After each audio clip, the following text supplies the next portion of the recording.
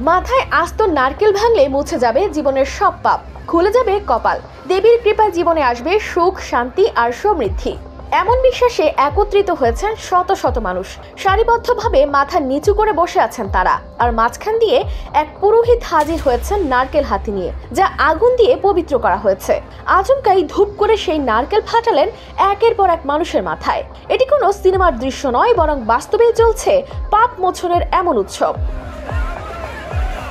দক্ষিণ ভারতের মেট্টু মহাদানাপুরমের শ্রী মহালক্ষ্মী মন্দিরে চলে এই অদ্ভুত উৎসব। প্রতি বছর আদি মাসের 18 তারিখে এই মন্দিরে হয় মাথায় নারকেল ভাঙার আয়োজন। শুধু স্থানীয় মানুষ নয়, কেরালা, কর্ণাটক এবং অন্ধ্রপ্রদেশ থেকেও আসেন ভক্তরা। তাদের বিশ্বাস, এভাবে নারকেল মাথায় ফাটানো মানেই পাপের অবসান, পূর্বের ভুল থেকে মুক্তি আর ঈশ্বরের প্রতি পূর্ণ আত্মসমর্পণ। এমনকি জীবনের কোনো মনোবাসনা পূরণ হলে তারা প্রতিজ্ঞা করেন এই মন্দিরে এসে মাথায় নারকেল ভাঙবেন।